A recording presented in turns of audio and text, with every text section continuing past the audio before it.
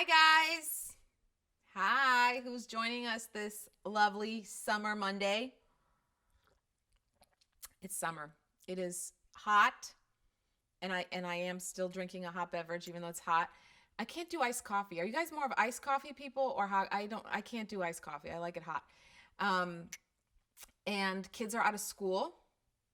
I'm wondering if you guys have your kids signed up for a million activities or are they mostly home? I have like a mixture. My son is doing a lot of sports. My daughter's kind of more hanging out, friends, and the little one is little. The 3-year-old is a 3-year-old, and he's home with me, and it's fun. Right now, he's out with his dad, which is really lovely, so that I can focus on you. All right, but yeah, how's everyone's summer going? I know some parents love, love, love, love, love summer, love it. And some parents are like, I can't handle my kids not being in school. And by the way, the homeschooling parents who have their kids around all the time, I think you're incredible. I just, I'm going to be honest, I adore my kids to pieces. I love them. And I actually like summer. I like having them home for the summer. But having them home nonstop and never having that break of they're in school now and I can get some stuff done at home would be really hard for me. So, can we give a thumbs up to all those homeschooling parents? Because I imagine it takes more patience than I was born with. Which, by the way, I can't believe someone hasn't figured out a pill for that or something like a potion, like a little thing. You know how they have like energy drinks. Why isn't there like a patience drink? And then you just like pop it, and you're like, oh, I'm a patient mom. Who cares that you pooped all over the house? I'll clean it up, no problem, toddler. Um, so if somebody could figure that out, any scientists watching this, I'd like a little patience pill. I'll even come in for shots, like just once a week. Patience. I'd like that. No side effects. Too many of these weird things have side effects. No side effects, unless it's like, oh, you also get to, sleep better at night, and this patience pill will also take away all your guilt and worry. If you invent that, you are my best friend. You are my favorite person. You can move in. I will cook for you every night because I will be patient and guilt free. All right, today I decided to answer questions. You guys send me a lot of questions and I love it. Love it. And I'm going to be honest. I've said this before. If it's your first time tuning in, if you think I'm an expert, if you think this face looks like a face of an expert, I'm not. I'm not. I am just like everyone else. I am winging it. I am in my house. I am raising my children. I am trying to have the best marriage I can and good friendships and all that stuff. And I'm just winging it. And when I figure out a creative solution to something, I share it with you. And if I don't have the answers, I'll tell you, I don't know. I don't know. Maybe you know. Maybe somebody else knows. Let's get help. So, thank you for your questions. But I'm only going to share things where I feel like I might be able to be helpful and go ask for a second, third opinion, just like on everything else. Okay, good. Glad we covered that. So I'm going to try and answer a couple different topics because I feel like it goes well. And also, comment with questions. If I'm answering a question and you guys are like, Kristina is full of it, I have a much better answer to that. Do it. Answer it. Comment, please. Please. Because what I like about these Monday morning shows is that we can sort of all help each other out. You know what I mean? There's not one mom that has it all figured out. There's not one human that has it all figured out. We need, they say it takes a village to raise a kid. I think it takes a village to just survive life, right? We all need input and stuff, and then just keep it positive. No judgmental stuff. No, you're a crappy person. I can't believe you're doing it wrong. Don't comment that kind of stuff on people's posts. Just if you have good advice, share it. Okay. I'm asking you to, so it's actually solicited. So you shouldn't be giving unsolicited advice to exhausted moms, but in this kind of community, we are all sharing. Sharing is caring. Hold on, coffee break, coffee break. All right. Amy says, I am starting a new business. How do I deal with the haters and trolls? Amy, you don't. You don't deal with them because they are not yours to deal with. Okay? And this goes even if you are not starting a business, people watching this that just have haters in their life because there are negative people in the world. How do you deal with them? You don't. Why do you need to deal with them? You need to ignore them. They are not yours to deal with. Here's the truth. 99.9999999% of the time, when someone is being negative to you, it's not about you. It's about them. It really is. And yes, it's really hard for us to not take it personally, but can you imagine the freedom and peace we would actually feel in our lives if we never took other people's criticism personally? I don't know if it's humanly possible to really get there where you never take it personally, but we can strive for it. I think striving for it is good. So don't handle them. Don't worry about them. Don't focus on them. I've said this before. I'm going to say it again. I'm going to repeat it 1,000 times if I have to, because I think it's important. We need to train our brains to stop focusing on that one negative comment while ignoring the 100 positive ones. We do it all the time. The example I've given before, somebody gives you compliment after compliment after compliment. You walk into your job and you have 10 people tell you how beautiful you look and I love your outfit, oh my gosh, and your hair, and you're just like showered with these compliments. Whoa. And then one silly human says, have you gained weight? You look chubby. What are you going to remember? It's like all those other people don't matter anymore. All their opinion of you and all their compliments don't matter. And all your attention, all your focus is being given to that one person that is being negative. Why? That's a choice we make, right? We choose where we're going to focus. We're choosing to give that energy instead of going, I'm just going to let that one go. Gone. Yeah, it's bugging me. It's bugging me. I'm going to admit it. I'm human. It's bugging me, but I'm going to let it go. And I'm going to focus on this. I'm going to focus on the positivity. I'm going to focus on the compliments. Okay. Now this is different than like when someone that adores you and knows you and is coming from a good place sits you down and goes, you know what? I think you handled that situation not the best way. That's different. I don't see that as a hater. If you know it's coming from a good place and the intention is good and this person really knows you and cares about you, then listen to it. Listen to it. See if there's any truth in it. We all hopefully strive to be the best versions of ourselves. So it's good to have people in our life who will call us on our crap. But if it's just a random hater, come on, it's about them. They're having a bad day. They need a hug. They need a coffee mug as cute as this. They need some puppies and rainbows and whatever. They need cake. They definitely need cake, but they don't need your focus on their negativity. And here's the other thing I want to tell you. Not everyone's going to like you. Not everyone's going to like you. You're starting a business. Not everyone's going to like your business. Not everyone's going to think it's a good idea. Don't let that affect you. I don't like celery. I don't like celery. Does that make celery bad? No. Does that make celery evil? Should celery be banned from grocery stores because I don't like celery? No, I just don't like it. It's not my thing. Your business is not going to be everyone's thing. It's fine. Do you guys get what I'm saying?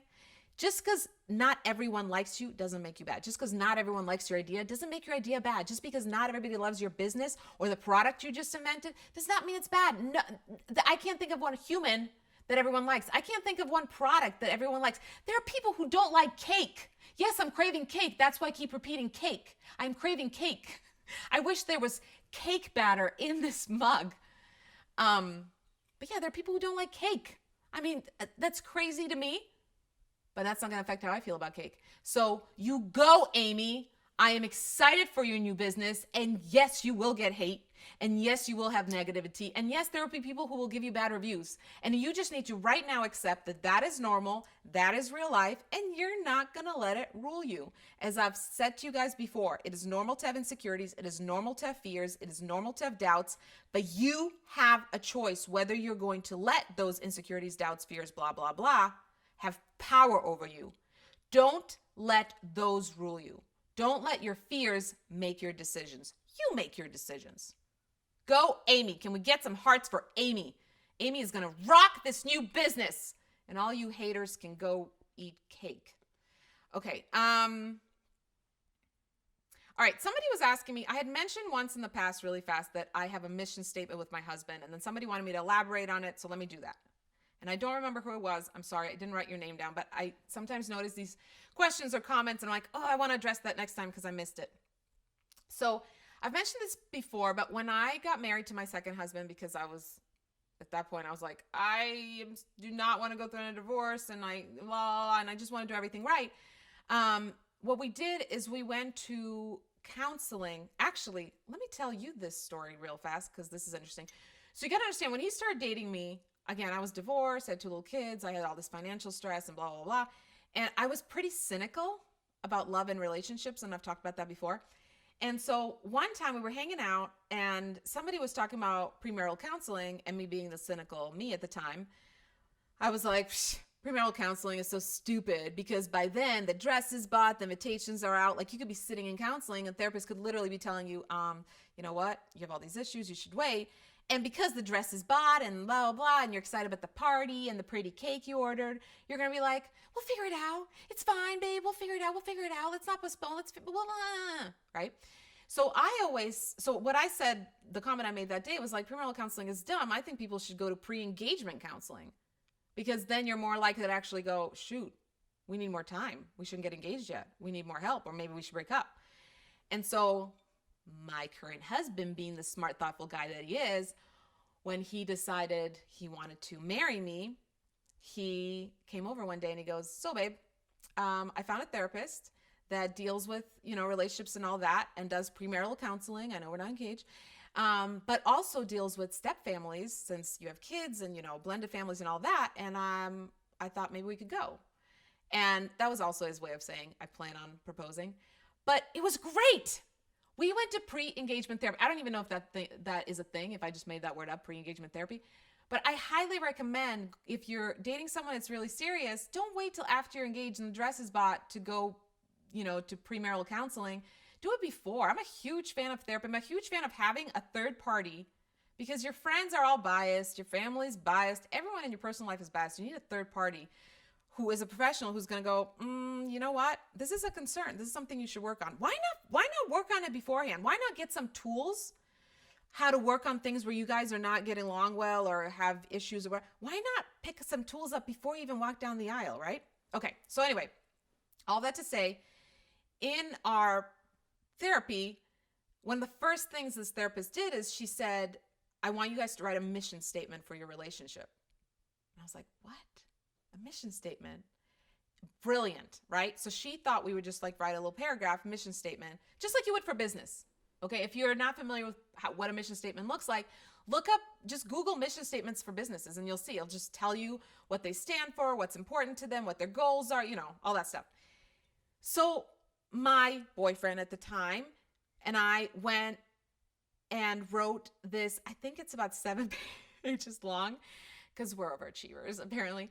But we basically wrote like a really quick paragraph for a mission statement, and then we went to categories like finances, mission statement just for finances, mission statement just for romance and sex, mission statement for just raising kids, for, careers. I forget all the categories we had, but we wrote a mission statement. It was one of the most fun activities. I don't care if you've been married 30 years. Sit down at dinner one night this week and say, hey, let's write a mission statement for our relationship. I think it's really fun.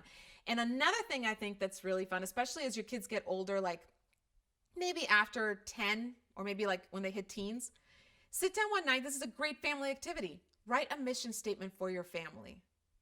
And again, look up some examples for businesses and then you can translate into your family. But this is such a cool bonding thing. It's going to spark a lot of new conversations. And I am a huge fan. And the cool thing is, years later now, my husband and I still will sometimes just like look through it just to see, hey, are we still, doing the things that we wrote down? Is our marriage still in line with the mission statement we wrote? And we've actually talked recently about making even some changes, adding some new things. You can adjust your mission statement just like businesses do. So I highly encourage you, either do it for your relationship or for your whole family. You could even do it for friendship. Like if you have a friend who's almost like a sibling to you, that might be fun too. I haven't tried that, but big fan of mission statements. Give me a thumbs up if you're going to try this. I really, really want you guys to try it. It's really fun. And again, it can be one little paragraph, or you can pick like 10 different categories to cover, like subcategories to cover. Okay, moving on to the next question. From Elizabeth, how do you make tough decisions? Okay, that's very vague, but I guess there's tough decisions we have to make all the time in life, whether it's parenting decision, whether it's do we move for this job, do we whatever. So I think tough decisions require basically three questions. One, what good can come out of this? Two, what bad can come out of it? And three, which list is stronger? Not necessarily longer, but stronger. It's not all about size, people. It's about quality, okay? Because sometimes we go, I'm going to write a list of pros and cons. And then we write these things, and like half the things on our con list are things that aren't that important necessarily. And so, oh, that list wins, so I guess I can't do this. The con list is longer. So I always say stronger rather than longer. Sorry, guys. I need coffee, and I just, you know my mind. So, what good can come out of this? What bad can come out of this? Which list is stronger? And write it down, because there's something happens when we write things down. I'm big on writing things down. You know this. If you just think it in your head, you by the time you get to the 15th thought, you forget the first one. So write it down, and then really, and maybe even cross out like the stuff that this doesn't really matter that much. And that's how I make tough decisions. Speaking of which, wasn't planning on bringing this up, but I think it's a good time because we're halfway through the year pretty much. In December, I made a video, 365 Days of Good, where I challenged you guys, especially if you're a pessimist like I used to be, if you deal with a lot of negativity and you tend to think negative, I challenged you guys in December to do a New Year's resolution, which I suck at, but this is one I've been good about. Every single night before you go to bed, write down something good that happened that day. Can I get a thumbs up if you guys remember this, if you've been doing it, or if you know what I'm talking about? And I said, you can't be general. You can't write, I'm thankful for my health. None of that. I'm glad. I'm so glad you're healthy, and that's a huge blessing. But that's not what I was talking about. I was talking about writing something specific good that happened that day, because I think that's way harder. When you're having a crappy day where you just got laid off, or you just found out that you do have health issues, or your kid just did something obnoxious or whatever, it's hard to find something good in that day. But I really believe that not every day is good, but there is good in every day. Not every day is good, but there's good in every day, right? So you can find one little good thing. And think about it. Then the last thought you're having when you go to bed is the good thing, instead of, today sucked because blah, blah, blah, blah, blah, blah. So anyway, it's halfway through the year almost. So I just wanted to remind you people, if you've been forgetting to write it down, or if you want to start now, just write something really specific each night, and let that be the last thought you go to bed with. Like I said, I'm big on writing things down. And I'm going to tell you honestly, I used to be a pessimist. I've talked about this before. I used to be a pretty negative person. I am not. Life is better on this side. Trust me, it is better on this side of things. It is better being a recovering pessimist than a pessimist. So that was one of the things when I did that a few years ago. That was one of the things that really, really helped me, was just deciding that I was going to find good in every single freaking day. Look up that video. You can just search it on Facebook. Search my name, LittleThings. If you just type in the number 365, I bet it'll pop up. All right, I'm going to do one more question, and then I am going to, I don't know, probably scrub toilets, because that's what I do. Any tips on talking to kids about safety and the whole stranger danger thing? I hate the whole stranger danger thing. I'm sure a lot of you do too, because let's be honest, a lot of times when our kids are abused or something happens, it is not by a scary looking stranger. Sometimes it's a family member, it's a neighbor, it's a friend's dad or mom. It's not a stranger thing. So stranger danger, can we just get rid of that saying? It's cute. It rhymes. It's adorable. We like things that rhyme, right? Adorable, memorable, not true.